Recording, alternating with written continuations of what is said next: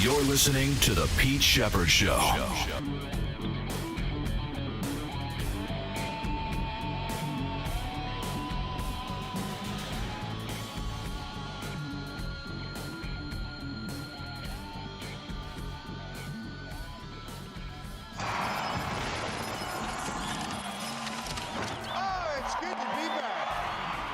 There's the snap, spot, kick away. It is up, and it is good! He got it! We're gonna fly home on the wings of Jake Bates!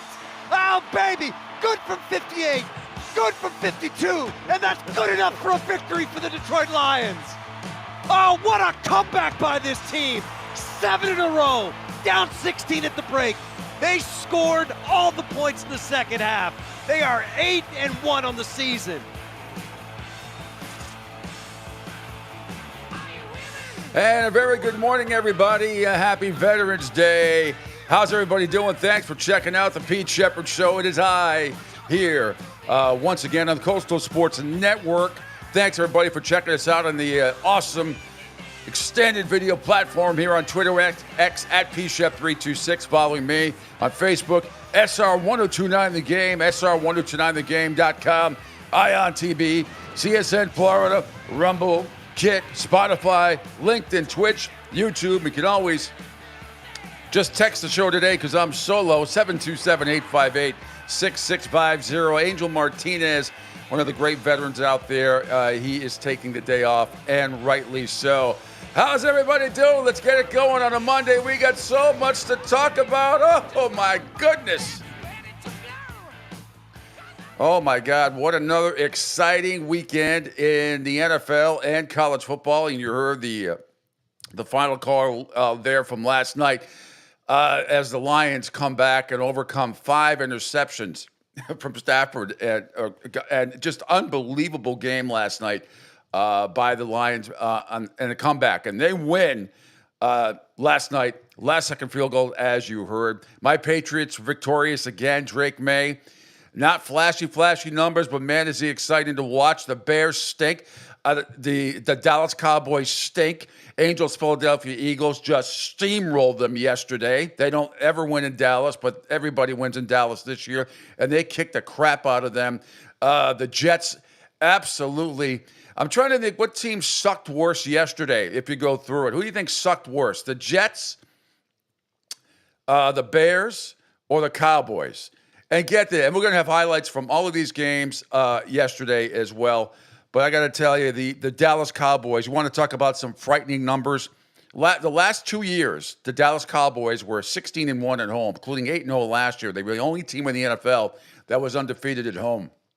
They are 0-4 this year at home and have a negative 94 point differential. Negative 94. Unbelievable. Well, we're going to get to all of it. NFL news, college football, some couple of big upsets over the weekend as well, including my Hurricanes losing at Georgia Tech. Haynes King once again. They dropped in the polls. Georgia loses by 18 to Lane Kiffin and Ole Miss in games that he does not win like that. But, oh, my goodness. So there's been a shakeup in the polls. We'll get to all of that. The new college football playoff rankings will come out tomorrow night. I think it's going to be later than usual, around either 8 or 9 o'clock on ESPN.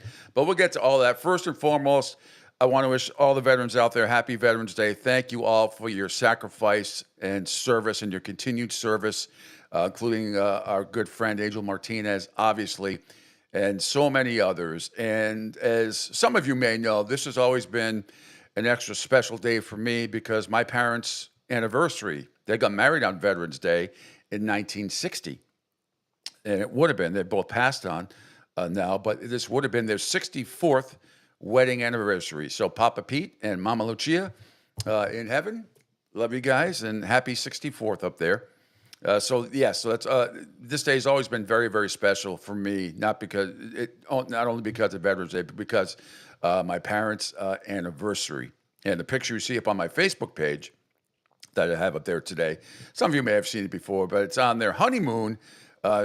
Like the day or two after their wedding, they went to Jamaica for their honeymoon. So that's my mom and dad, Peter and Lucia there on a nice beach in Jamaica. So anyway, wherever you are, all the veterans out there across this great land of ours and around the world, I know you're listening in so many different countries. Thank you. We appreciate it. And we appreciate your service. I appreciate your service. We all appreciate your service here on the Coastal Sports Network and continuing your sacrifice so we are able to do silly shows like this. So thank you. Thank you so much.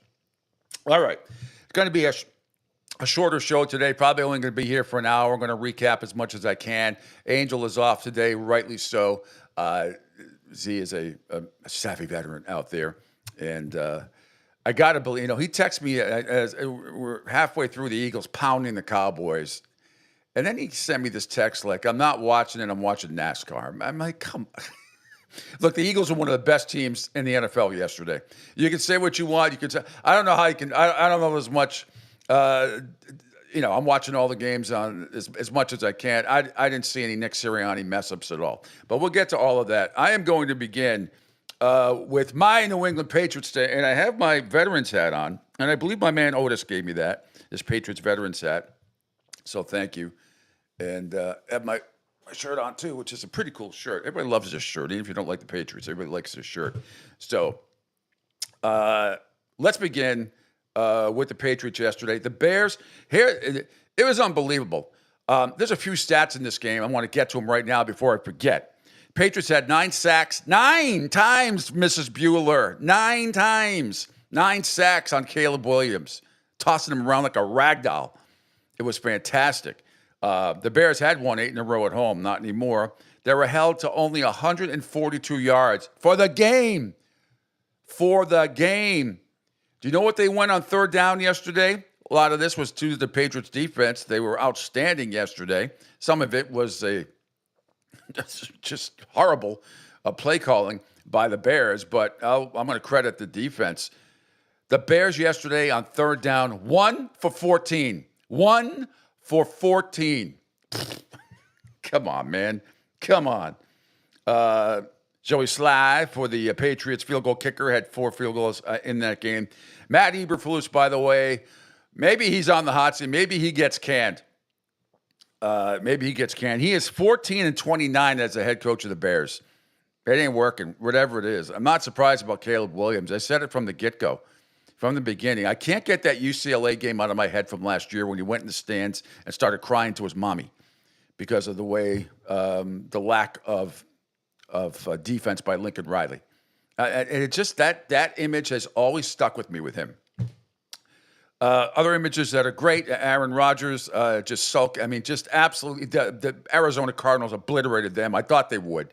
The Jets, the season was done, done in week 2 or 3, really. It is just, it's laughable what that organization has become. And the Cowboys, we'll hear from Jerry Jones as well, laughable. How pathetic they are at home. Cooper Rush, he sucked. Trey Lance came in, he sucked worse. And the Philadelphia Eagles just absolutely steamrolled them.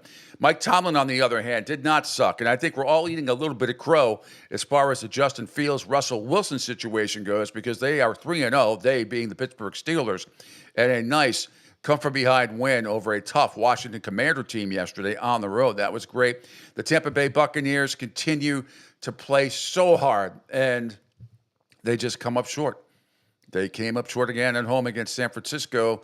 It's just very, very tough with all the banged up players that they have. But you give them credit; they're trying to hang in there as well for the Tampa Bay Buccaneers and Baker Mayfield. So we got a lot to get to. The thrilling finish last night. Wait till you see the Kansas City Chiefs. Wait till you hear the calls of that game, and especially from the Denver Broncos radio network. Absolutely. It was one of the more unique calls I've ever heard in my life. There's lots of dead air, but we'll get to it all. We'll get to it all here. And NBA and NHL rundown as well. My Celtics, great win on the road yesterday against the Milwaukee Bucks. They only won. They covered after being down by 17. Just an odd time, I think. I know there were several NBA games yesterday.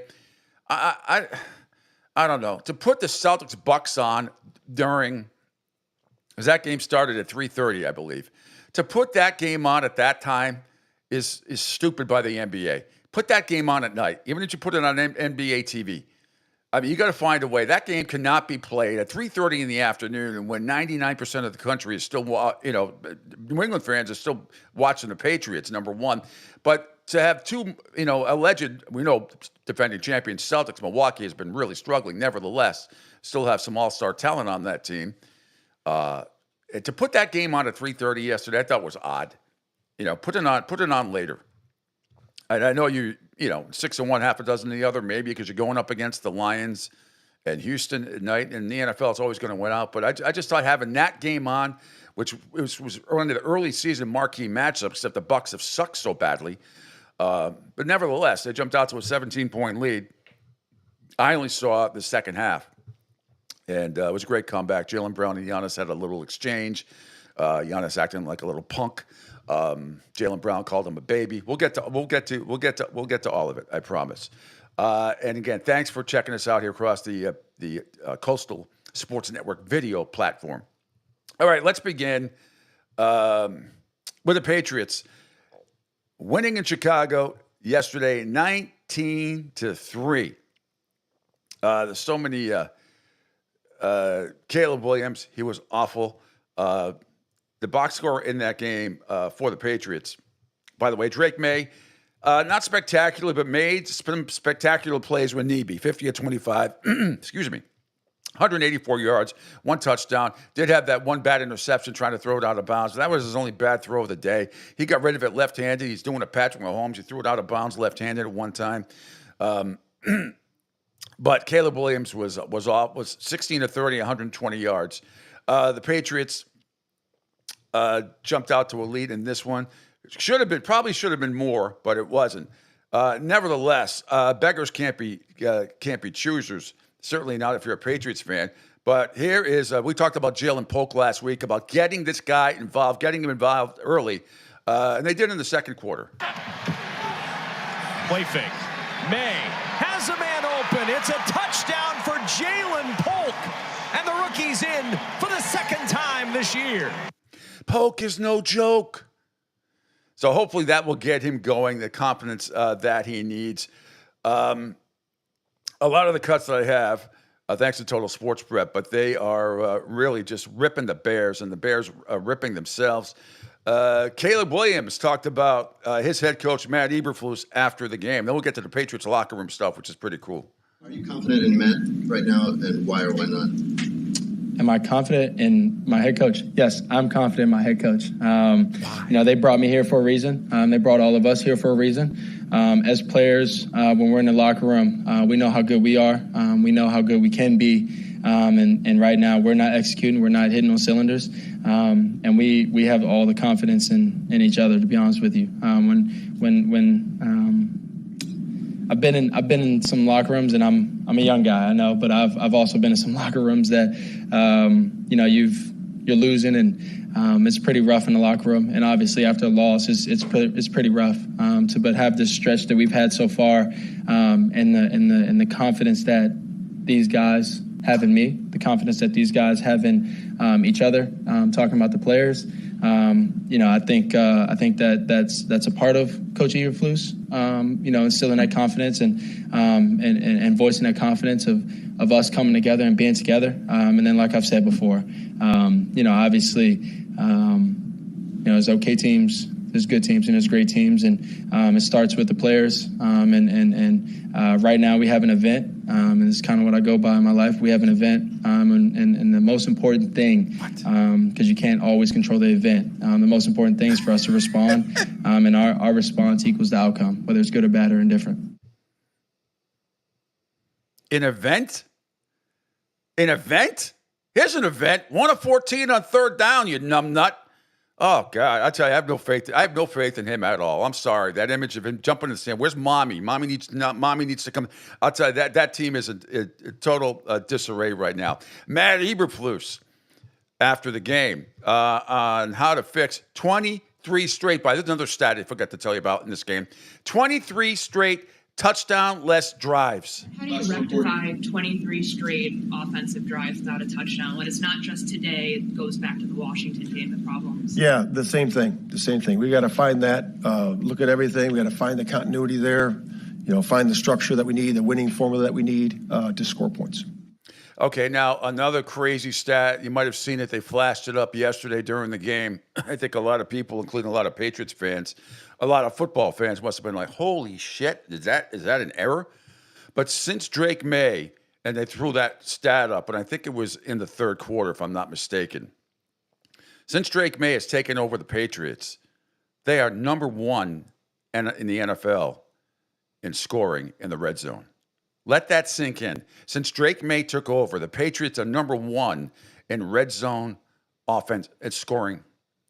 That is mind-blowing. Mind blown after the last 2 years where they have finished basically dead last in that category. And that's without a number one / number two wide receiver. It really is. So that just goes to show you, look at what Drake May has done the last 4 weeks and look at what Caleb Williams has done or hasn't done with a hell of a lot more talent around him. Meanwhile, after the game, here's what it sounded like in the pit. Normally I play this video, but Angel's not here today, so I can't do it. So all I can give you is audio today, and that's fine. Here's how it sounded in the Patriots locker room after the game. Hey, game ball. Where you at, Bobby? All right, first game ball. All right, Joey Slide. Joey Slide. Hey, where you at, Joey?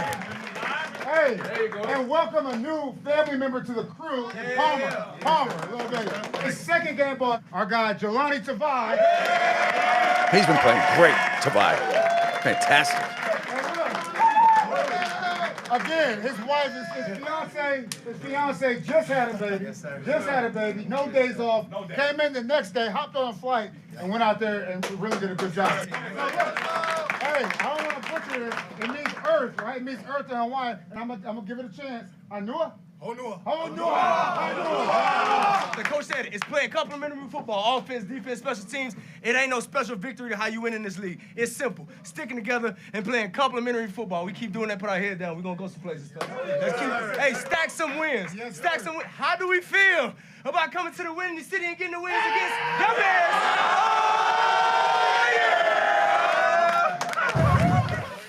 Bears? It was windy yesterday. It's very windy, as it usually is in Chicago this time of year. Here is Drake May postgame. All right, Drake May, a rookie quarterback's process, his path is never linear. It's a little bit of 2 steps back, 2 steps forward. How did this rookie quarterback and his offense take a step forward today in your fifth start? Just using my teammates, all-around team win. How about that defense, man? That's one of the best performances I've ever seen from our defense. And we did what we had to do on offense.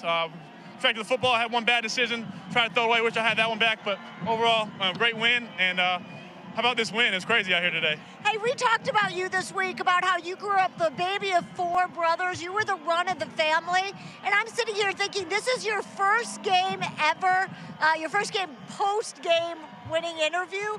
So you said you were the run of the family. What would that runt say if he saw you right now sitting here doing this interview?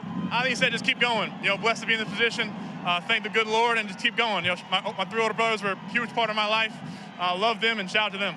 Oh, Drake May, how much fun are you having right now? Yeah, it's a blast. Go ready, celebrate in that locker room. That'll feel better. Go, go, go. Congratulations. Thank you. Go Pats. Thank you. Drake May's like, yeah, I'm going to go away from you. I don't know.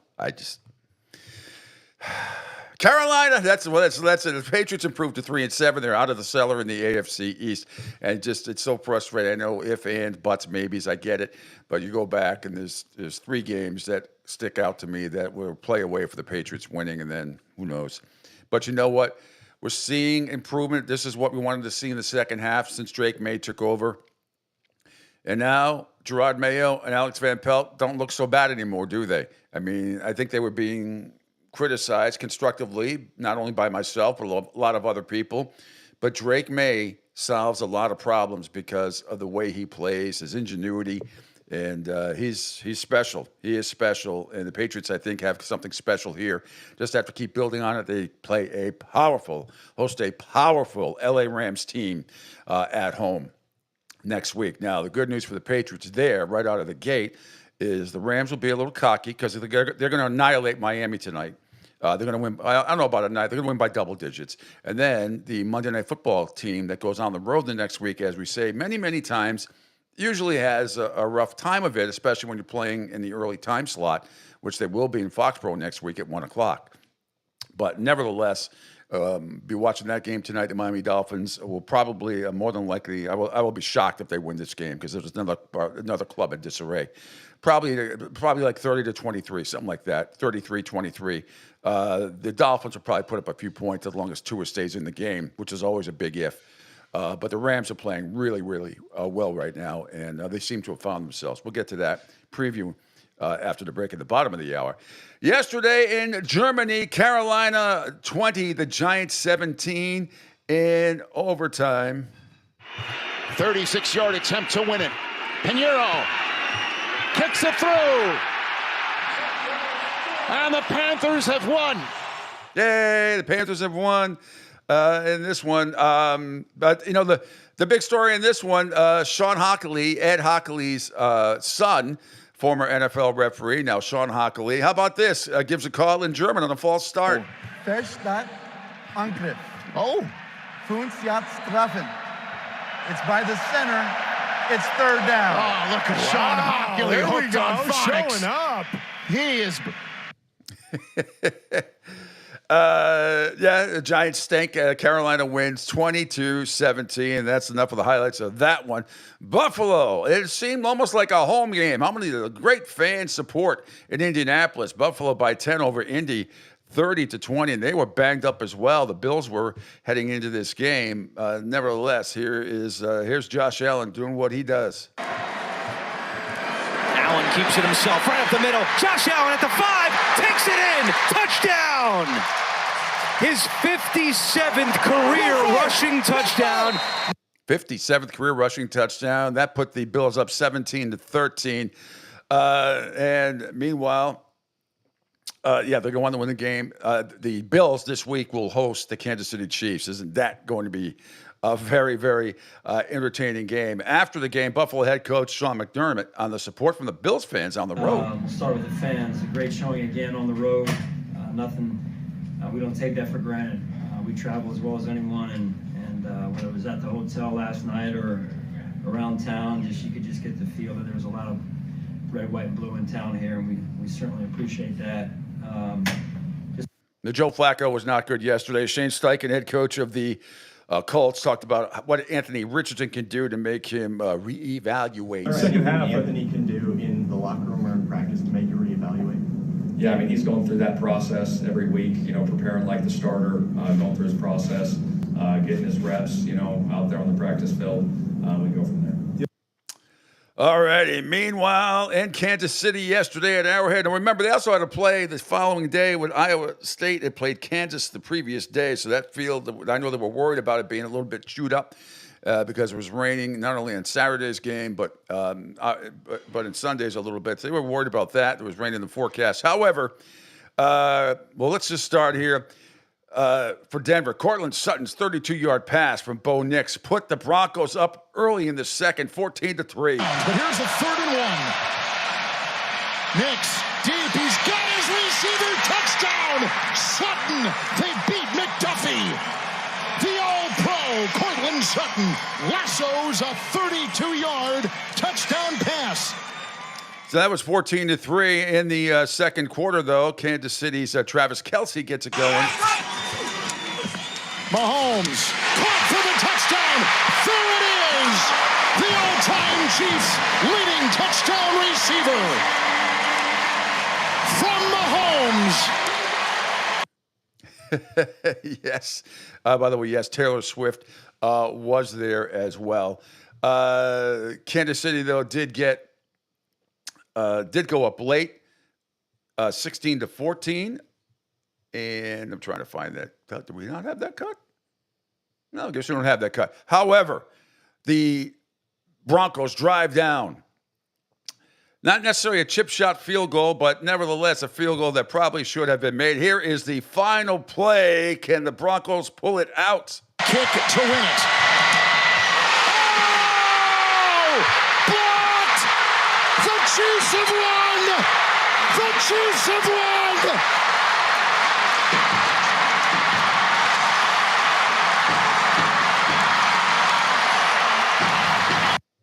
It's what they do, man. It's what they do. They have so many games this year that they seem out of it. It's been at least 4 games where they've had freaky plays come down to the last second, but they always seem to pull it out. Here's how it sounded, and thanks again to CBS with the call there.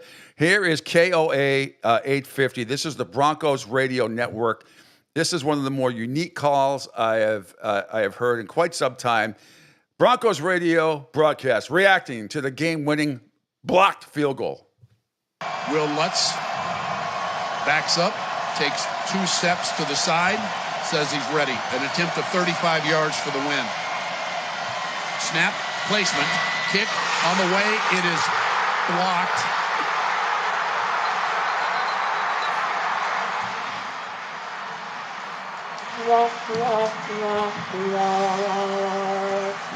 I don't even know what to say. I really am at a loss for words. 35-yard field goal blocked with 1 second to go, and Kansas City is going to get out of here with a 16-14 win over the Broncos. Hearts broken in Broncos country, no doubt. Broncos had it all set up for a chip shot field goal. Like somebody in the interior of that Chiefs line blocked that. They got good penetration. Yeah, it looked like I couldn't tell if it was Carson Steele. Might have been George Karlaftis, 56. Well, that's a tough one right there. They're saying Mike Dana, number 51, got it. Mahomes running around the field without a helmet. You know what? If I played for Kansas City, I would be too, because there's no way you thought that this was going to be anything but a loss, as Denver lined up for a game-winning 35-yard field goal by Will Lutz. And it is blocked. And the Chiefs win it from Arrowhead, 16-14. It's always fun taking calls from fans after that game, a game like that, no matter what team you're rooting for. But as a radio talk show host, I can tell you it is tough to take calls for 3 hours, which I'm sure they had to do, or somebody on that network after the game. Here's Sean Payton, Broncos head coach. Obviously a tough loss.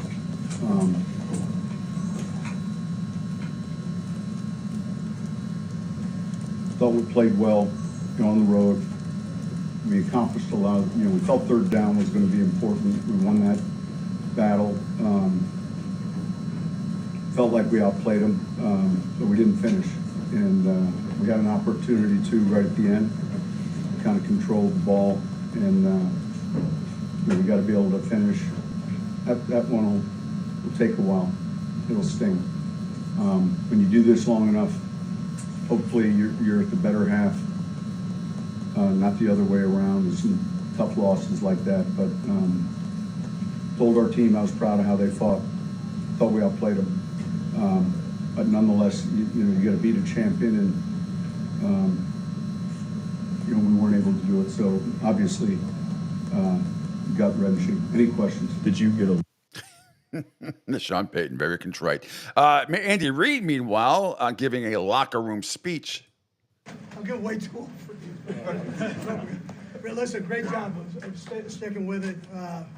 Leo, George, whoever it was. Leo.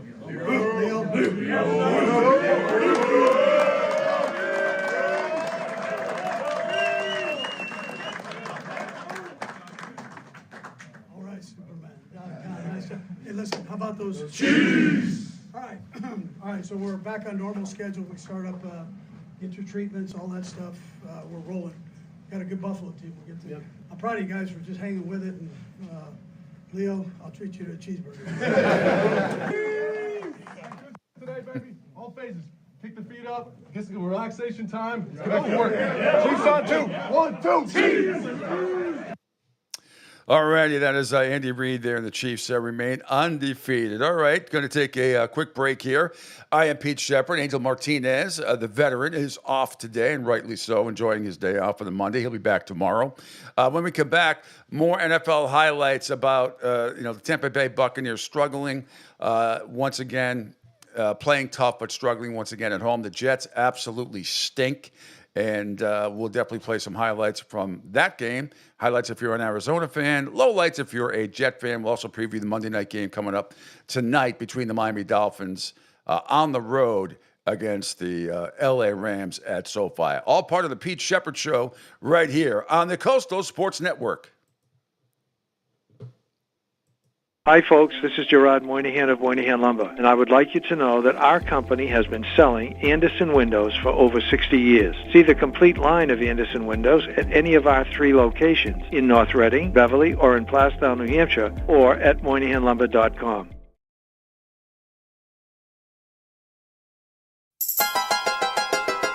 What's up, Southwest Florida? Jimmy the Beef Guy here. Fort Myers, we answered your call. We're pumped to announce the opening of our second location. It's on 41 just north of the Edison Mall. And guys, nothing's changed here. The beef, the sausage, the breaded steak, our Maxwell Polish. Now serving you in 2 locations, Fort Myers and Bonita Springs. And don't forget, if you're having a party, check out our catering menu. Hey guys, when you're at the counter, don't call it gardenia. It's pronounced Jardiniere. Phil Castanetti, Sports World in Saugus, Massachusetts, is New England's place to buy or sell the finest in sports memorabilia. For over 35 years, Sports World has offered the finest in sports collectibles. Last month, you might remember Tim Thomas, legendary Bruins goalie, returned on October 5th. What a turnout it was. And now a new event coming up. On Saturday, November 30th, it's Willie O'Ree, yes, the original Jackie Robinson of the National Hockey League. He'll be signing autographs to the public, $25 each. There'll be photos, pucks, and cards available. Phone orders are welcome. Just call 781-233-7222 for more information. Sports World in Saugus. Be there. Hey everybody, it's Pete Sheppard from the Coastal Sports Network. Want to tell you about my good friend Lou DiMuzio and his company. Lou is the president and founder of Ace Technology Advisors. They're big-time tech specialists.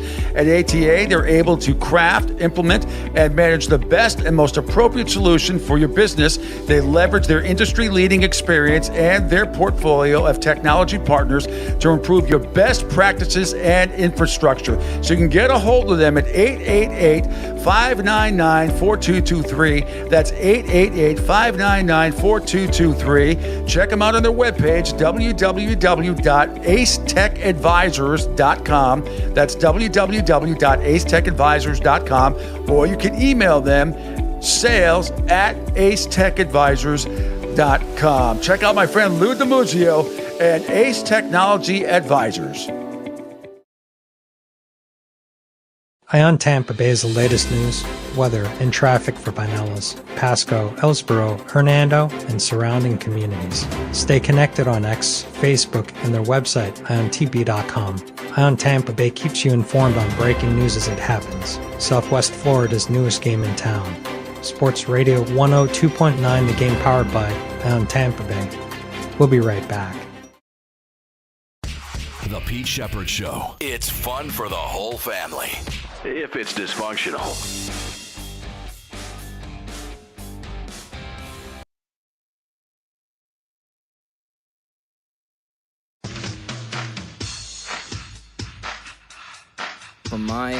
From my vantage point, I'm responsible for all things. I'm also, the guy that the players lean on for football expertise and talking to them about their game and staying true to the most vital thing that I know to be true in any season is that there's sometimes there's false hope where you're false hope. Yeah, there he is. Our buddy Mike McDaniel getting ready to take on the LA Rams and more than likely lose tonight on the West Coast. Miami Dolphins somewhat falling apart. It's not like they're playing terrible football, but it's just not good enough. And I'm telling you, they will never go anywhere with that guy. Welcome back to the Pete Sheppard Show here. I am solo today, so apologize for no video, just a lot of audio today. Gonna run through everything, and it'll be a shorter show today. Angel will be back tomorrow. Thanks, everybody, for checking us out on the Coastal Sports Network. Here's more. Speaking, might as well just preview the game tonight. Tua Tagovailoa on turning the season around. I think it starts in practice and how we prepare. with conversations you have as a leader of the defense, as a leader of the offense, as a leader of the team, having those conversations with the guys of what the expectation is, and continuing to harp on the guys to stay in it, stay in it. We could be one game away from going on a streak and, hopefully turning this whole thing around. So I would say that's sort of the process. Last place in the AFC East. Matthew Stafford on facing Jalen Ramsey. Yeah, I mean, I've practiced against him for a while there, and I have so much respect for who he is as a player, teammate. He affects the game in so many different ways, even if, like a lot of times guys are staying away from him.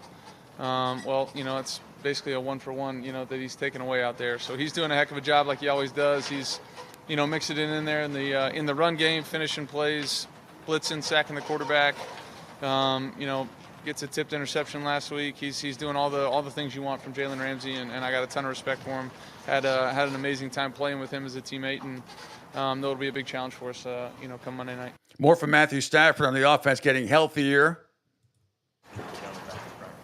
It's great to have those guys back in practice. Kind of rotating around, trying to get the feel of who's going to be available, who's going to be ready to go. But anytime you get more really good football players out on our field and on our offensive group, the better. And those guys are really solid guys for us. One of those guys, Puka Nacua, reflecting on being back from the injury. Oh, okay. That cut, I guess, does not exist. Error. All right, let's continue with our preview. So then, again, Jets, the Miami Dolphins in Los Angeles tonight to take on the Rams on Monday Night Football. Arizona absolutely clobbers the Jets yesterday. This is absolutely outstanding. Murray, boy, did the Jets come across prematurely. Murray! It's a Sunday stroll into the end zone. We'll check the flag here. Were the Jets drawn offside? Defense. No, they were not. That put the Arizona Cardinals up 14-3 early in the first quarter. That game was over. But let's pile on, because that's what I like to do when it comes to the Jets. In the second quarter, Marvin Harrison Jr. gets into the act. First and goal. Dortch again lines up in the backfield. Murray near side to Harrison. Over the shoulder. Touchdown!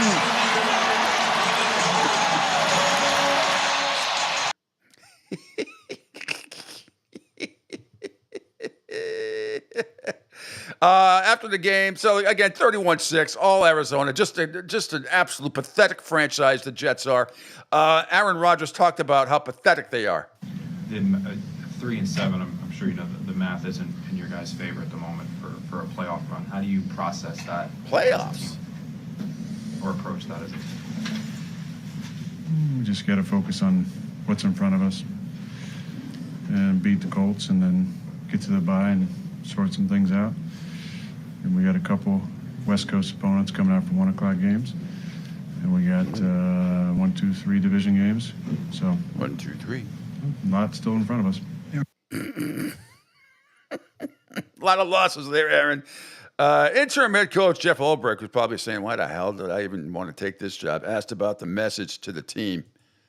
What's your message to them now that the playoffs mathematically just are pretty much a long shot? Yeah, we're going to keep fighting. You know, that, like, in all honesty, the playoffs should be the last thing on our mind right now. We just got to play better football. You know, we got to get back to basics. We got to get back to doing the things that we do well, featuring the players in the best way that we can, and then the players got to do the best job of executing the game plan, and we'll take this one game at a time, and we'll see what happens. But the beauty of this locker room, though, is we have some very prideful men in there, which I think is a testament to how they finished that game, especially in that fourth quarter, the back half of the fourth quarter. There was not one quit from anybody, offense, defense, or special teams. The character of that locker room is right. Just got some things we got to fix and clean up.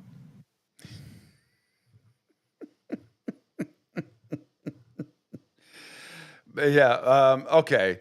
So the Cardinals, Jets didn't score in the second half. The Cardinals only scored 7. So if that's what he's talking about right there, then, you know, good for him. That sounds like a moral victory kind of. They got their doors blown off yesterday when it really mattered. I mean, there wasn't one significant play that the Jets made. Not one that you can go back and say, oh, yeah, we can build on that. No, absolutely not. Meanwhile, speaking of getting obliterated, the Philadelphia Eagles, who hardly ever win in Dallas, go into Jerry's world and stomp them just like everybody else has this year. If you're a Philadelphia Eagle fan, you've got to still be on cloud nine doing backflips. Even you, Angel Martinez, they were awesome yesterday. Absolute dominance. You would think there's many times in the NFL where teams will gear up and go that much harder because of the backup quarterback, such as Cooper Rush. We all know that Dak Prescott is out for the rest of the year, although Jerry Jones, we'll play that cut in a minute, he tends to differ, but again, he's in that parallel universe we talked about on Friday. The Cowboys did none of it. Did absolutely none of it. I mean, it was a 7-6 game at one point, and that's as close as the Cowboys ever got. So he was terrible. Cooper Rush was terrible. Trey Lance came in. He was terrible as well. Here's a couple highlights from that one. Jalen Hurts puts the Eagles up 28-6 in the third. It's hard to win in the NFL, and they're winning. He deserves credit. He still has it, and Hurts is going to plunge across for another Eagles touchdown. It's hard. A lot of Eagles fans in Jerry's world. They travel as well.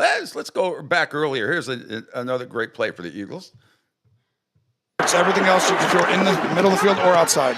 Able to shake off the pressure. Fires to the end zone, and it's caught by Dallas Goedert. Touchdown, Philadelphia. Yeah, like I said, the last 2 years, not this year, the previous 2 years, the Cowboys were 16-1 at home, including 8-0 last year. The only team in the NFL that did not lose a home game last year. This year, they're 0-4 at home, and they have a point differential of -94. That's 9-4.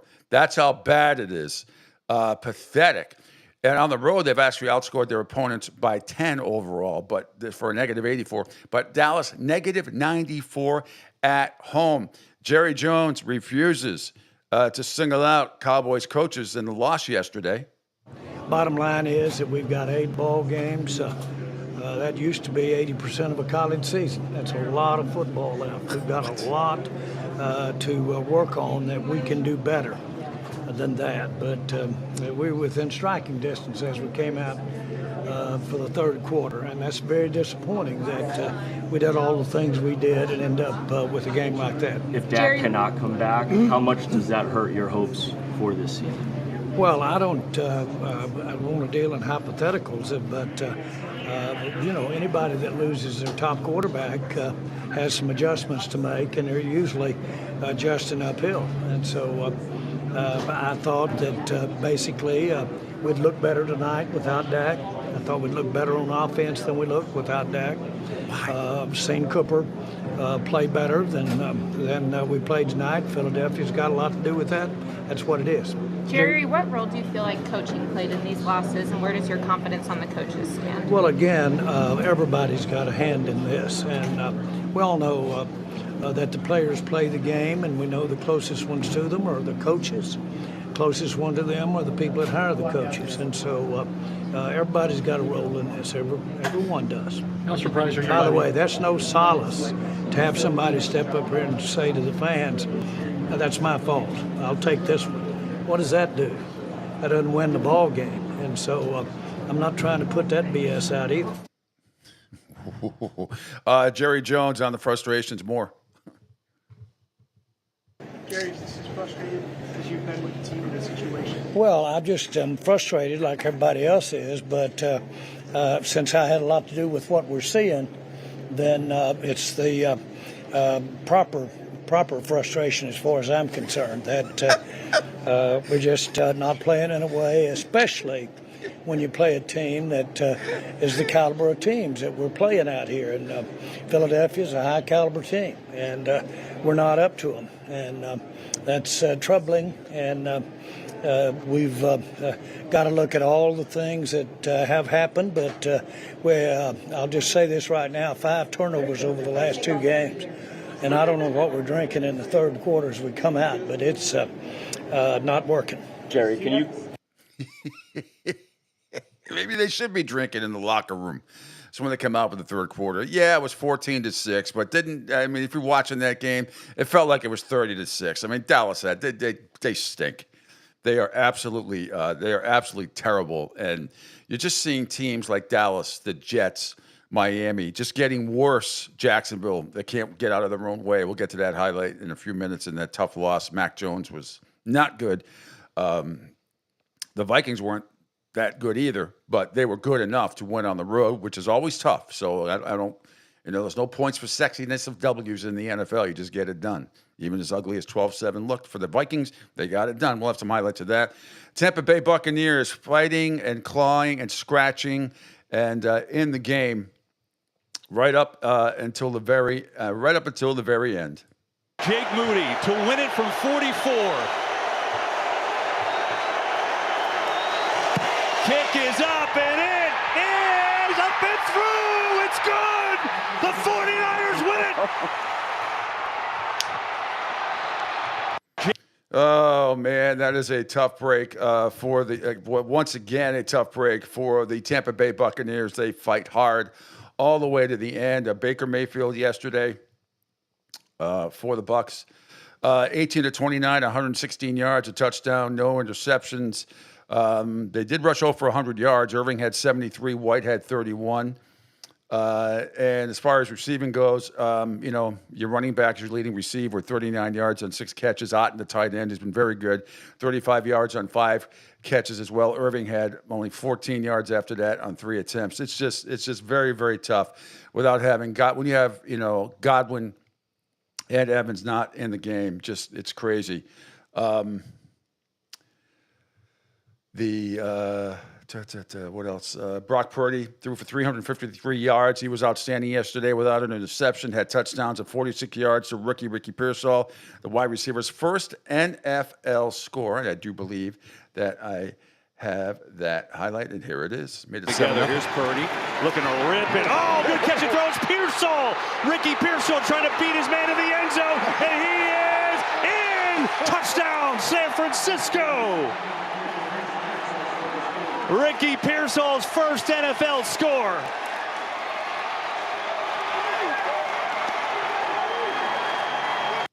Thanks to Fox with the call there. Ricky Pearsall on NBC Sports Bay Area talked about it.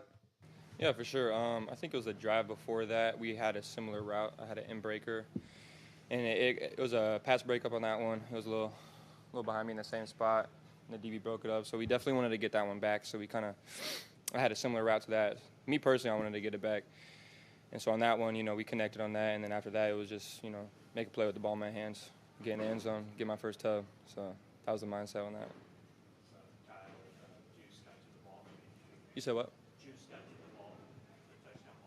Oh, yeah. Somebody came over and handed it to me. Probably just hang it up somewhere in the room. I probably should start a little memorabilia area in my room or something. So. All right. Meanwhile, Christian McCaffrey was back in action yesterday, returning to practice on Monday, as we told you about. And then after being sidelined since early September because of that Achilles tendonitis, he did carry for 5 yards on the first play. Finished with 39 yards on 13 attempts. He was even better in the backfield, catching the ball, 6 catches for 68 yards and no touchdowns. But he did talk about being back, what it was like for him. I never go in, expecting anything. It's just if my number's called, I like to be out there. I think when I go back and look at the tape, I'm sure there's going to be some stuff that just getting back into a feel of real game. That's the third time I've had pads on in 8 weeks. So just getting back into a groove that was really good for me to do. I think there's a couple things that maybe I didn't feel like myself 100%, but that's normal when you haven't played in a long time. And I'll learn and grow from those and just keep trucking along. Kyle Shanahan said he still has confidence in Jake Moody because he didn't miss 3 field goals in this game, but not the game winner. Confidence all week in him. Confidence is built off of how guys look during the week, and he looked great in the week. And he made some field goals today, but the one he missed was just a little bit left. Looked like the next one he missed was the exact same kick, a little bit left. Then it looked like he overcompensated for those misses and missed the exact same way, a little bit to the right, and fixed that a little bit, and it just went into the right on the last one. So. You're only as good as your last kick, so he did a hell of a job winning that game for us at the end. Yeah, he did. Meanwhile, in Jacksonville, more troubles for the Jaguars. They continue to find ways to lose. Mac Jones, though, did get the Jaguars on the board and actually had a lead in the first quarter. Yep. They will. They'll get it this time. And Mac Jones, the hometown kid, puts Jacksonville in front. Yeah, they're up 7-3. Thanks to Fox for that one. But later on in the game, it was Minnesota just hung in there and won an ugly 12-7 game. Doug Peterson's response to a question about what was supposed to happen on the Mac Jones interception, which was terrible, by the way. What was the play? What was supposed to happen on the final Mac interception if he didn't get hit and throw the pick? Yeah, I'm not going to go through the details of the play because you guys wouldn't figure it out. But we'll look at the tape tomorrow and we'll make those corrections. That's kind of a condescending answer. I don't think I really think he underestimates how well the media does understand football and football terminology. Maybe not everybody, but that's just a cop-out by him. Mac Jones, 14-22, 111 yards, awful, no touchdowns, and 2 interceptions. He did rush for that one. He had 5 attempts for 8 yards, and he did rush for the only score for the Jaguars. Credit the Vikings defense. Sam Darnold was 24-38 for 241 yards. He wasn't that great yesterday either. No touchdowns and 3 interceptions in that one. Jones had 88 yards rushing for the Vikings. Akers had 38. Sam Darnold rushed for 20. Hockenson, the leading receiver for Minnesota, had 72 yards, 8 targets there. The Vikings go on to lose. The Vikings go on to win 12-7. Afterwards, Kevin O'Connell on the win. And like that, those are the types of games that good teams find a way to win, regardless of what it looks like all day. And I'm proud of that. But absolutely, a lot of things we need to correct and fix. And like that, those are the types of games that good teams find a way to win, regardless of what it looks like all day. And I'm proud of that. All right. Meanwhile, Kevin O'Connell in the locker room praised the team, the defense anyway. Took me a little bit longer to bring it up because I just wanted to walk around right now and personally congratulate every member of our defense. When I talk about whatever it takes, all right, we get 60 minutes, and we don't get to decide how that 60 minutes plays out. But all I know is over and over again, our defense said, hell no. Fumble recovery by Harrison Phillips. Byron Murphy with an interception for the third straight game. Gink with a sack and 2 TFLs. All right? Cash with 5 tackles and a sack. Welcome back, Cash.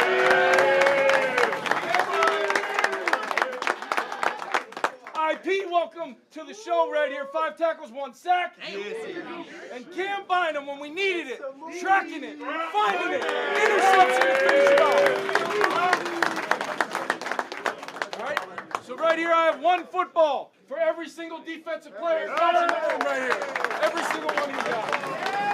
I got 3 more. All right, in a game like this, guy showed up here on Wednesday. All right, really 2 guys. 2 guys showed up. All right, all Park did is go out there and go 4-4. Yeah, you get the idea. Vikings win ugly, but they win is a win. Who cares? A win in the NFL, especially on the road, is always a good thing. Meanwhile, also a good thing was the Pittsburgh Steelers yesterday, and Mike Tomlin looking more and more like a genius, and the rest of us looking like not fools, but there are people that don't believe if Justin Fields was starting in that game yesterday, or playing in that game, especially late, that they would have been able to win. I'm not so sure about that. Heard Chris Canty this morning on ESPN talking about it. I don't necessarily agree with that, but one thing is for sure, Russell Wilson is 3-0 since being named the starter, and he looked good yesterday once again. Wilson hooks a pass, looking, end zone! George Pickens climbs the ladder for the touchdown!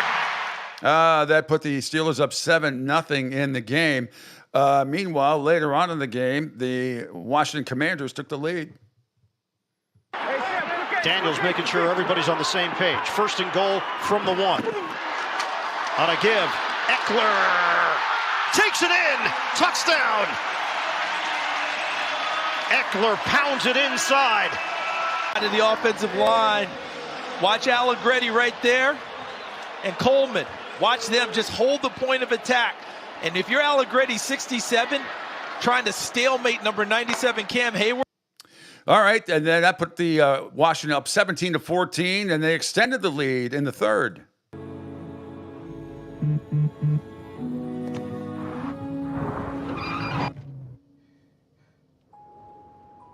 Give it to him. Easy. McNichols is in there. Give it to him. Easy touchdown. McNichols scores to extend the Washington lead. 24-14 at that time. Don't know what that music interlude was at the beginning. Not my fault. But here come the Steelers in the third quarter. One. Handoff. Harris walks it in for the touchdown. Impressive answer from the Steelers. Yes, it was. I made it 24-21, and then Mike Williams, yes, newly acquired. See what happens when you don't play for the Jets? You get to do this. Third and long. Wilson floats it way upstairs. Williams, he's got it. Touchdown. Well, there you have it. That'll be in the game winner. Pittsburgh wins 28-27. Mike Tomlin defending Ravens quarterback Lamar Jackson after being asked about comparisons to Jaden Daniels. Man, be real slow comparing people to Lamar Jackson. That's a multi-time MVP. That's Mr. Jackson. We'll see Mr. Jackson in a few days.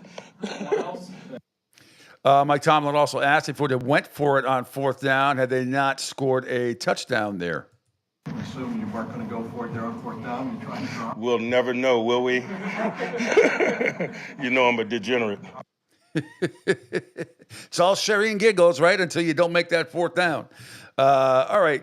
Going to take another quick break, and going to keep it going because I've got some more recapping to do. I've got some more college football news I want to tell you about, NHL and NBA rundown as well. So going to go for a little while longer today while Angel Martinez, our host, executive producer, is enjoying Veterans Day off, as he should. And again, I cannot stress enough, happy Veterans Day. Thank you all for the sacrifice and your continued commitment to the safety of this country.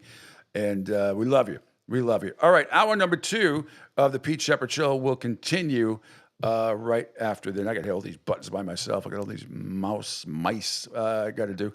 All right, we are back right after this.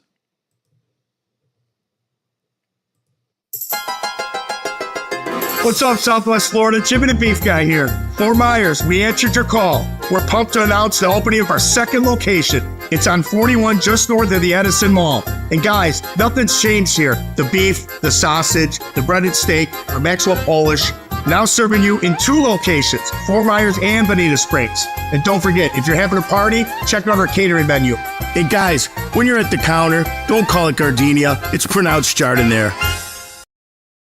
Hey everybody, it's Pete Sheppard from the Coastal Sports Network. Want to tell you about my good friend Lou DiMuzio and his company. Lou is the president and founder of Ace Technology Advisors. They're big-time tech specialists.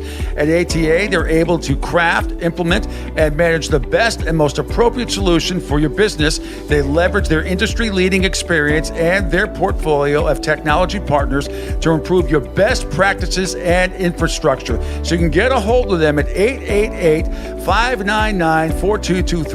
That's 888-599-4223. Check them out on their webpage, www.acetechadvisors.com. That's www.acetechadvisors.com. Or you can email them, sales@acetechadvisors.com. Check out my friend Lou DiMuzio and Ace Technology Advisors. Ion Tampa Bay is the latest news, weather, and traffic for Pinellas, Pasco, Ellsboro, Hernando, and surrounding communities. Stay connected on X, Facebook, and their website, iontp.com. Ion Tampa Bay keeps you informed on breaking news as it happens. Southwest Florida's newest game in town. Sports Radio 102.9, the game powered by Ion Tampa Bay. We'll be right back. Phil Castanetti, Sports World in Saugus, Massachusetts, is New England's place to buy or sell the finest in sports memorabilia. For over 35 years, Sports World has offered the finest in sports collectibles. Last month, you might remember Tim Thomas, legendary Bruins goalie, returned on October 5th. What a turnout it was. And now a new event coming up. On Saturday, November 30th, it's Willie O'Ree, yes, the original Jackie Robinson of the National Hockey League. He'll be signing autographs to the public $25 each. There'll be photos, pucks, and cards available. Phone orders are welcome. Just call 781-233-7222 for more information. Sports World in Saugus. Be there. Hi, my name's Derek Stroop. Nice to meet y'all. I'm originally from Alabama. I moved to Denver about 9 years ago to experience real-time travel. We'll talk about that a little bit. Let me tell you, I like to just introduce myself up top, get to know each other a little bit, let you know how I got into comedy, okay? I got in the way that you're supposed to, all right? The hard way. 12 years ago, I got 2 DUIs, all right? Now, y'all listen to me. If you want funny comedians, you got to have some that's seen a checkpoint. And listen, I've turned it all around since then. I don't drink anymore. My life's changed. All the things that y'all want to hear have happened, okay? And I usually don't talk about it because I'm ashamed of it. But now that there's a little space between me and these DUIs, I'd like to circle back and say some shit. I'd like to defend myself because I got my DUIs back when we were still earning them, okay?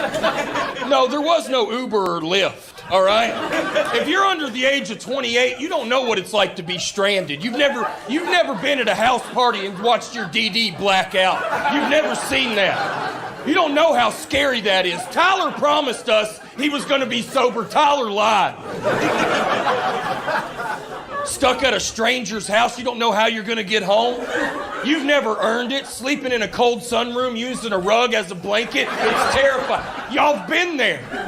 Laying in the floor, you're like, will sunlight ever come? I don't know. All y'all, if you're under the age of 28, you don't know what you get to go home when you want. Kings and queens of the Irish goodbye, you've never been stuck in a kitchen going through a stranger's pantry before. Because you couldn't leave because you're stuck. We didn't drive drunk because we wanted to. Look at me. We drove drunk because we wanted to see our families again. I wanted to see my mom, you know? I had too much vodka. That doesn't mean I don't get to see her. Some of y'all don't know what that's like. You've never earned it, you know? And I'm not saying, listen, and things are better now. You've got Uber and Lyft. It's a better, you get intoxicated, you get a ride home. I mean, what a life I couldn't imagine. You know, I couldn't imagine. I mean, I learned a lot about bikes in hindsight, but I couldn't imagine. Yeah, I'll give you a tune-up in a heartbeat, you know? But I mean, I brought this up to my dad. I brought it up to Bill. And if you listen, I was raised by Bill. If you know one Bill, you know every damn one of them. Y'all know Bills. They love Lowe's. They can't believe not everybody tucks in their shirt. And I asked him, because he used to tie one on back in the day. Back in the 70s, Bill used to have a good time. I said, Bill, could you imagine being at a party and then you drinking and knowing for sure some guy named Marcus was going to pull up in a Nissan Sentra with 2 bottles of water playing your favorite radio station? I was like, Bill, how drunk would y'all have gotten, man?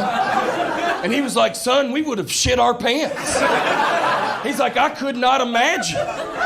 Because a lot of y'all, you don't know what it's like. There was some teamwork involved. You've never been in a driveway with 4 of your best friends trying to get some eye contact. How are we getting home? If we don't get a Mexican pizza, we'll all die tonight. And then you ask your buddy Ryan, can you drive? You look pretty good. Ryan surprises you. He's like, I cannot drive us tonight. And you're like, damn, we lost Ryan. I mean, and we do dumb stuff. We thought if we could just drink a Gatorade and eat this pack of Gushers, I think I could get us to where we need to go. I just need a snack. You see how wild this is? And you'd see me, and y'all judged me. I was fighting for my damn life out there. Hi, my name's Derek Stroop. Nice to meet y'all. I'm originally from Alabama. I moved to Denver about 9 years ago to experience real-time travel.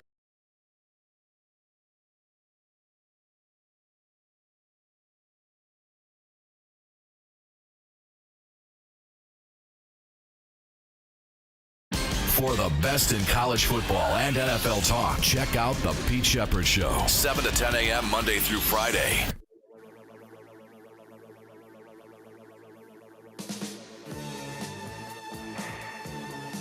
There's the snap, spot, kick away. It is up, and it is Good! He got it! We're gonna fly home on the wings of Jake Bates!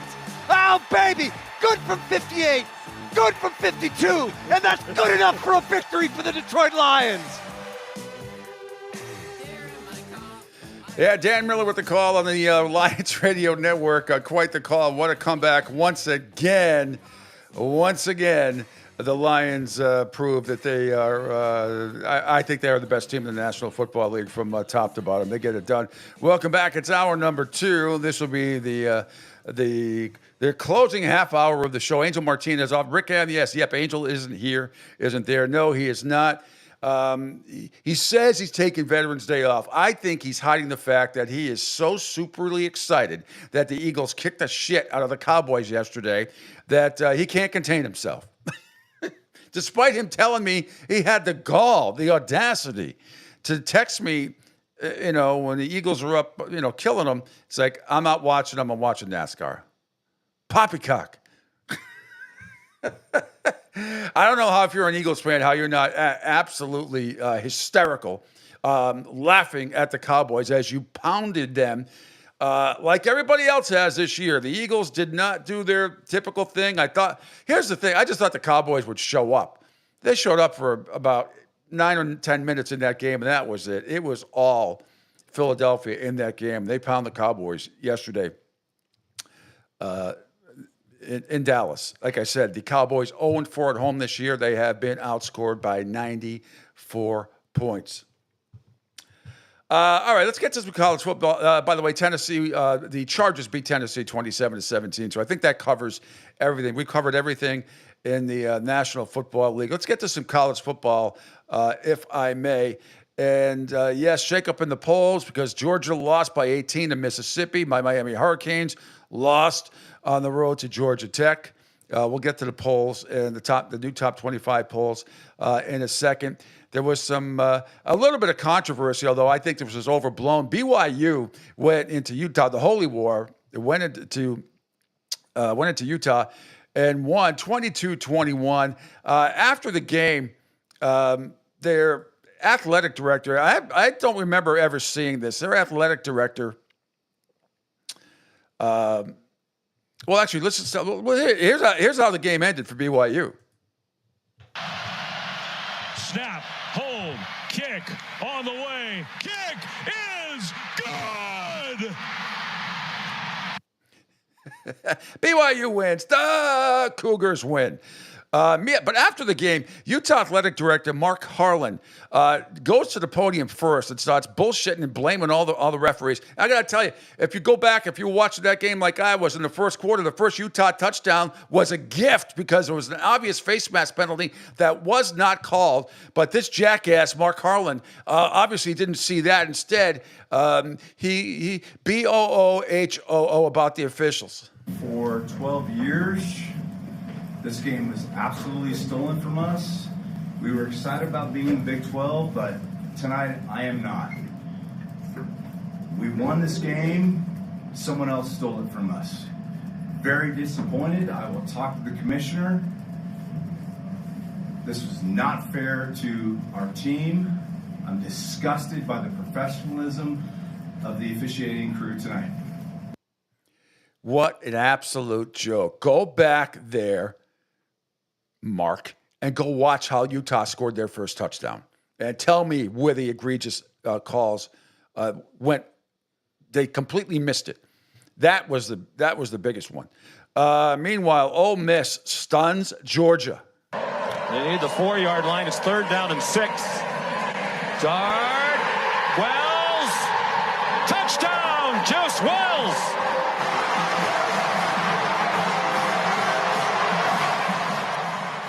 Sean McDonough with a call on ABC yesterday. On Saturday. Holy God. Unbelievable. Mississippi stuns Georgia. They win by 18. Meanwhile, LSU, I was all hyped for this game. It was my underdog of the week. I thought the Tigers would show up in that environment. It was Brian Kelly, 15-0 on night games in Death Valley, in Baton Rouge. Nope. And now Miller motions out. Milroe just takes off. Guess what? Quarterback run. Jalen Milroe with the sprint. Number 4 with his 4th rushing touchdown. touchdown, 72 yards, a dagger to the Tigers' hopes. And I mean, just an abomination. I mean, in LSU, and I give Brian Kelly credit. He always comes on Paul Feinbaum's show at 3 o'clock or about 3:30 every week. And he's got a lot to answer for today because that was an absolute butt whipping by the Crimson. And then, of course, my Miami Hurricanes losing to Georgia Tech.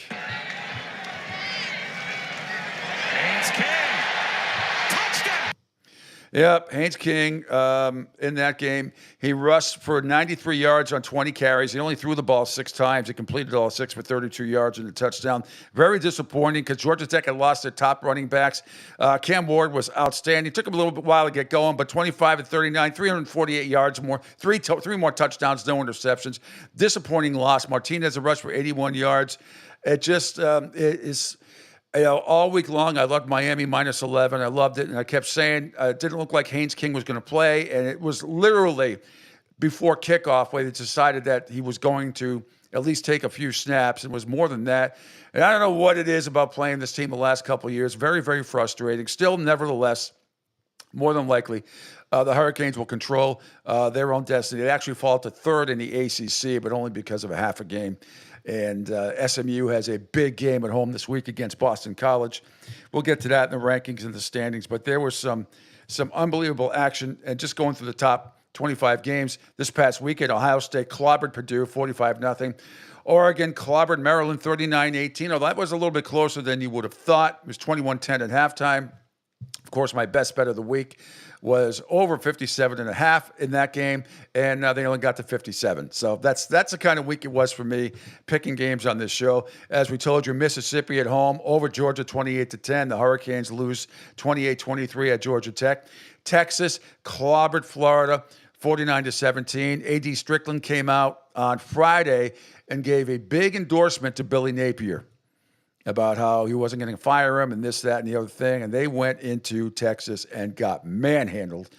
There was 35-0 at half, and that was it. 49-17 was the final. Penn State over Washington easily by a score of 35-6. Tennessee, a little bit of a tiny struggle, but nevertheless, they beat Mississippi State by 3 touchdowns, by 19 points, 33-14. Indiana remains red hot, and they beat Michigan the first time in forever, 20-15. We'll tell you where they are in the polls. As I said, BYU, last second field goal. They beat Utah 22-21. I lost that on my picks, too, by 2 points. Now, when Notre Dame clobbers Florida State, Mike Norvell is... you can't fire him. I don't think you can. They owe so much money and still paying off Jimbo Fisher. Now you're going to pay Mike Norvell. I mean, they just got manhandled in South Bend by the Irish, 52-3. Alabama goes into LSU, as I said, clobbers them 42-13. Boise State continues to roll, but they don't cover. They do win 28-21 over Nevada. Iowa State fell to Kansas at Arrowhead, 45-36. This is the game I was talking about in some cruddy conditions, and then the Chiefs had to go on and play in those conditions on Sunday. Virginia beats Pittsburgh 24-19. The Panthers, where have they gone? They have fallen. Colorado stays alive. If they win the Big 12, they could be alive, incredibly, in the Big 12 playoff hunt. They beat Texas Tech 41-27. There was a point in this game where the Texas Tech fans were, did I retweet this? They were throwing stuff. Here we go. You can't see the audio, but I'm going to play the video for you. This is the refs responded to Coach Prime telling them that Texas Tech fans are throwing half full bottles of beer on the field. That's football! That's football! Get the heck out of here! Play smart! We're ready to play smart! Let's play smart! Now, I want you to hear Coach Dion. He says, that's football, and see if you can hear what the refs say, and then I'll tell you. That's football! That's football! Get the heck out of here! Play smart. We ready to play smart. Let's play smart. Let's play smart. Now, I can't believe I have to do this, but I have to defend a little bit Deion Sanders because the refs, in case you didn't hear what they were saying, they're going, well, the ref says, well, your players are blowing kisses after they score. And then Deion says, well, that's football. That's football. Is that an appropriate thing for the ref to say? Unless you threw a flag, unless something really crazy happened. But no. So I don't know. Ref, shut up. I mean, Deion's right in that situation. I got to agree with him there. It may not be the classiest thing for the Colorado, but they're blowing kisses. Who cares? That's football, as Deion said. That's football. I agree. Let's see what else. So there was that. Washington State beats Utah State. The Aggies go down at Washington State 49-28. Clemson gets back in it. They beat Virginia Tech 24-14. Missouri finally gets back on track. They beat Oklahoma 30-23. And Army remains unbeaten. They won at North Texas by a score of 14-3. Let me see what else do I have here. Okay. So meanwhile, we go to the polls, and the new AP rankings are out, and the college football and the coaches poll is out as well. The second week of the college football playoff official rankings will come out Tuesday. I want to say it's either 8 or 9 o'clock on ESPN. So right now, the top 10: Oregon number 1, they get all 62 first place votes. Ohio State 2, Texas 3, Penn State 4, Indiana is number 5. Number 6 in the coaches poll. Number 6 is Tennessee in the AP. 7 is BYU. 8 Notre Dame. 9 Alabama. 10 Mississippi. The next 10. 11 is Georgia. They fell 9 spots, the most of anybody. Miami fell 8 spots to number 12. Boise State, despite the win, because they don't win by enough, they drop 1. See, this is what I'm talking about. Boise State drops 1 because they don't win by enough, even though they won. SMU, they drop. Also in the poll, but they're 14. Texas A&M was idle. They are stay at 15. Army moves up 2 spots to number 16. Clemson also moving up 2 spots to 17. Colorado moves up 3 spots to 18. Washington State moves up to 19. Kansas State 20. LSU drops 7 spots down to 21. Louisville moves up 3 spots. They're 22. South Carolina stayed the same. They're 23. Missouri is 24. They're 7-2. And Tulane sneaks in there at number 25 in the AP poll. Like I said, the rankings come out. So if you're looking at the in the standings for the ACC, you've got the SMU Mustangs still on top. In the conference, they are 5-0. Then Clemson is 6-1. They are half a game ahead of Miami, who's 5-1. And the Cardinals are in 4th place at 4-2. But overall, SMU is 6-1. I'm sorry, 8-1. Miami, Clemson is 7-2, and Miami is 9-1. So, look, it's all the Hurricanes have to do is take care of business the next 2 weeks and beat Wake Forest, and then win at Syracuse. Win those 2 games, and they will control their own destiny, and they'll be playing in the ACC championship. I think it's going to be against SMU, but we'll see. Clemson is still hanging around. They're there, so that's it. And you look over, let's see, we go down to the SEC. And remember, no divisions this year, just the top 2. So if the top 2 had to play today, believe it or not, it would be the Tennessee Volunteers and the Texas A&M Aggies. They're both 5-1. Texas is a half game back at 4-1, and Georgia is now 5-2. The Rebels are 4-2. Rebels are still in this thing. Alabama is 4-2. Missouri's 3-2, and the Tigers fall to 3-2. The Gamecocks are 4-3. But that if it was decided today, Tennessee and A&M would be in the SEC championship. Back down to the Big Ten, you look up at the top. Something I never thought I'd see in my lifetime. There are the Indiana Hoosiers on top. They technically are ahead of Oregon. They're both 7-0, but Indiana gets a tiebreaker for whatever reason. They're on top, unless you just did this in alphabetical order, but I don't think so. But Indiana's on top at 7-0. Oregon at 7-0 as well. So if the conference championship were today, it would be Indiana and Oregon. How about that? 5 teams, though, from the Big Ten in the top 5. Oregon number 1, Ohio State number 2. Penn State number 4, Indiana number 5. I do not think Penn State is the 4th best team in the country. I just don't. But that'll all work itself out. So there's that. All right, before we close out the show here, let's do a little NBA and NHL rundown, shall we? Houston beat Detroit yesterday, 101-99. Celtics down 17. They come back and beat Milwaukee 113-107. Here's what happened, though, in the first half. Second quarter, Jaylen Brown and Giannis Antetokounmpo. Giannis hit you with the offensive foul. Actually, I don't want to play that first. I want to play the call on, where is it? This is on NBC Sports Boston, how it went down. Here we go again. Giannis against JB. Oh, Antetokounmpo, the elbow. No question about that. They got some words? Are they exchanging words? Oh, here we go.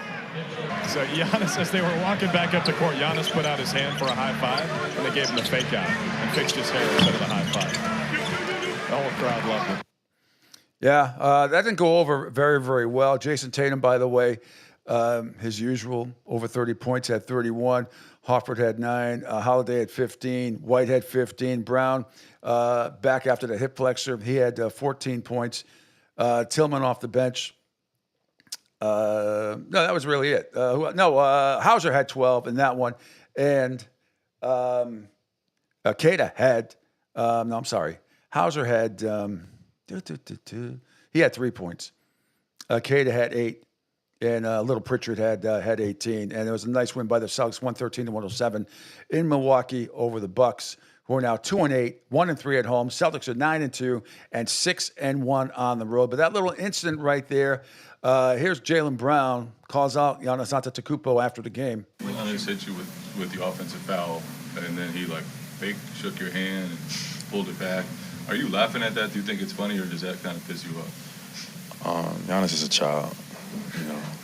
I'm just focused on helping my team get a win, and that's what we did tonight.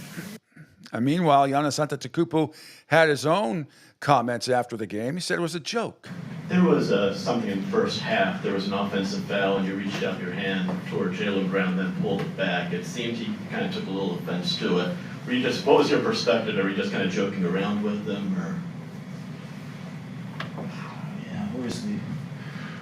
It's a joke, We're playing basketball. At the same time, you gotta have fun while playing. I think he's an incredible player. He does whatever he can to help his team win. Extremely competitive player. We've played against one another many times. We always I think we always kind of joke around, within the flow of the game. It's something that I do to my kids. I play around, sometimes I give you a high five, hope you're too slow. High five. That's my forehead. I just did it. I kind of enjoyed it though. It was fun. Whatever. You had 43 points and 13 rebounds, and you lost at home again. What else is new? And the Celtics were down by 17. The world champs come back and give you a spanking. Indiana, speaking of spankings, the Knicks hung around for a little bit, then they didn't, and it was all Indiana, 132-121 over the Knicks. Orlando over Washington, 124-94. And what a day it was for the veteran, Angel Martinez, who's off today. And how about this play at the end of the game? Philadelphia hangs on to beat Charlotte 107-105 in overtime.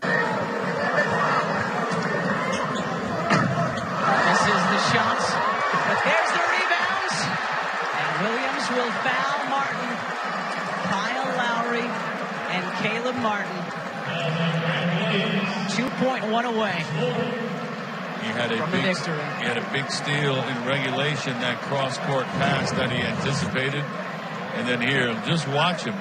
He just gets in there and somehow just jars it loose, doesn't allow his counterpart to get it. The Sixers get it and get fouled. Has always done all the little things that his team needs, Kyle Lowry.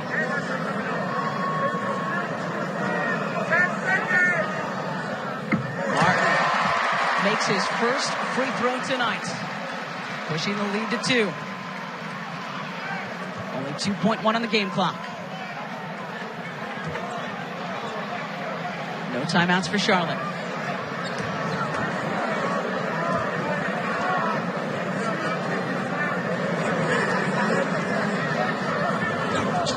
Two massive free throws from Caleb. Lead three. Yeah, they go on to win 107-105 in overtime. Miami beat Minnesota 95-94, but how about this one by a dunk by Anthony Edwards? It was a tighter time in the NBA. Good ball movement. Alexander Walker. No look. Edwards the plunge. Now the offense is clicking. Is the rim bent down on that into the rim is absolutely. We can even see that from our angle, Jim P. The rim is. There we go. Julius Randle came and snapped it back into place. If this would have been the 80s, we would have been in trouble. After this dunk from Edwards, Jim P. There Got it down, and it didn't click back up. Normally it just snaps right back up again.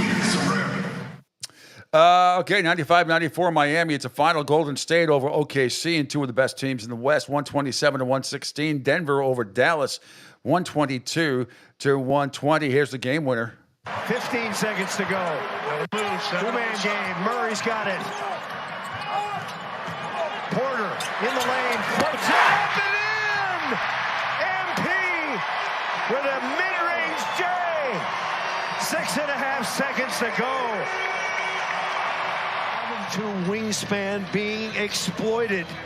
Porter with a little 8-foot floater. But everybody's so worried about Joker. I don't blame him. No one gives any help. Thanks to Altitude TV with the call there. Again, Michael Porter Jr. go ahead hoop with 6.5 seconds to go. Proved to be the game winner, 122-120. Sacramento over Phoenix in overtime, 127-118. Memphis clobbers Portland, 134-89. Lakers beat Toronto, 123-103. Meanwhile, in the NHL yesterday, Chicago and Minnesota played a real good game. Went into overtime. Feeds it over. Marcus Johansson into the zone. Boldy makes a pass. It's intercepted. Here's a chance for Jones to make a quick up to Kershaw. Jones racing towards the goal. Kershaw scores! Kershaw with the overtime winner.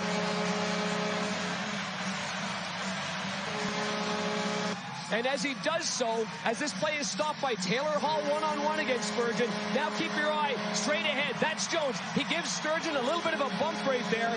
And as that motion's coming through, you can see from my vantage point, Kurashev just lets it rip, pulls it back in and shoots it right in flow right here.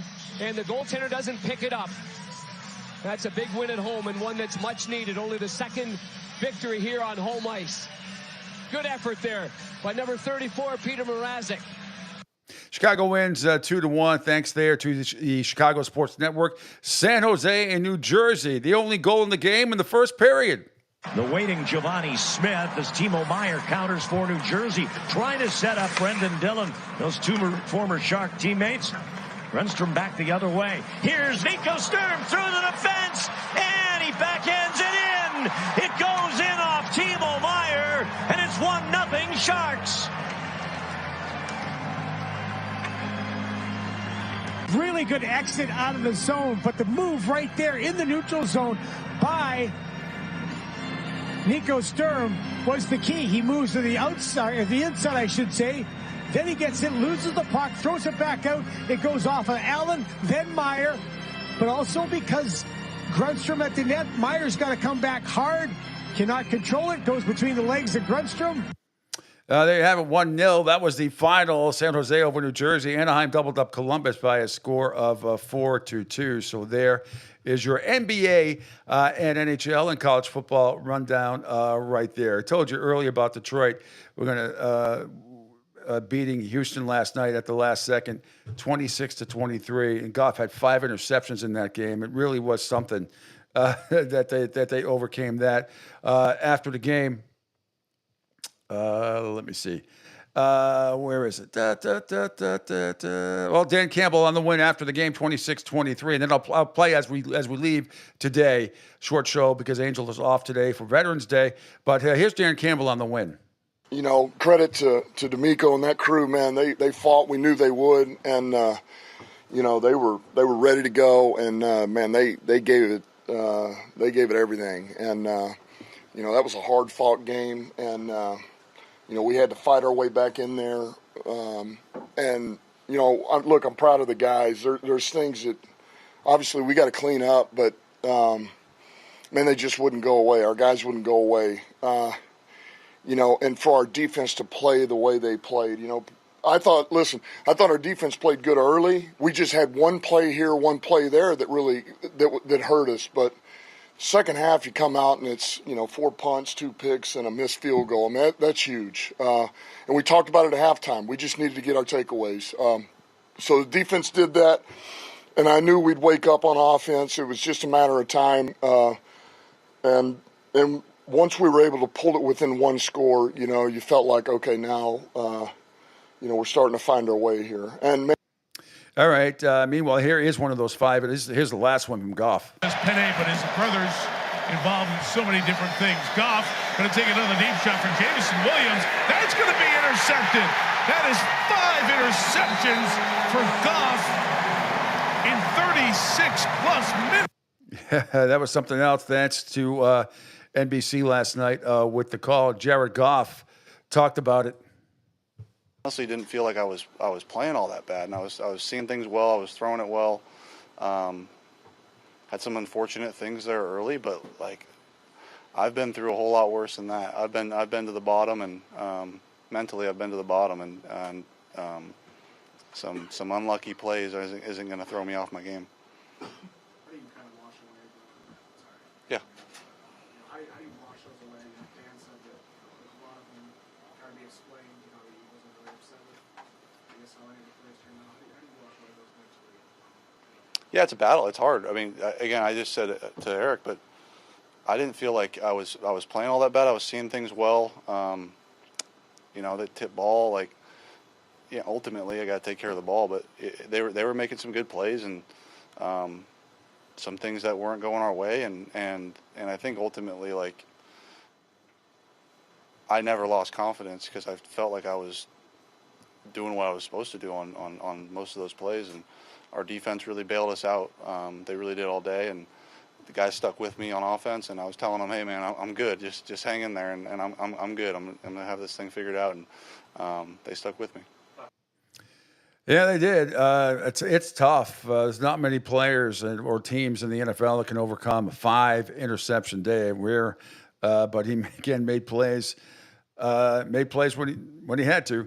They did, and the Lions hang on, and they win on the last second field goal. So that is about going to do it, which I'll play right here in a second as we close out the show. Thanks, everybody. Again, happy Veterans Day to all of you out there. Thank you for your sacrifice and continued service. Really appreciate. Love all you guys and gals out there. Thank you so much. I am Pete, and I will be back tomorrow at 7 a.m. Full show tomorrow with guests lined up for you from 7 to 10 a.m. Angel Martinez will be back. But until then, have a great and safe rest of your Veterans Day, everybody. Enjoy. Here's a game-winning call last night on the Lions Radio Network. There's the snap, spot, kick away. It is up, and it is good! He got it! We're going to fly home on the wings of Jake Bates. Oh, baby, good from 58, good from 52, and that's good enough for a victory for the Detroit Lions. Oh, what a comeback by this team. 7 in a row, down 16 at the break. They scored all the points in the second half. They are 8-1 on the season.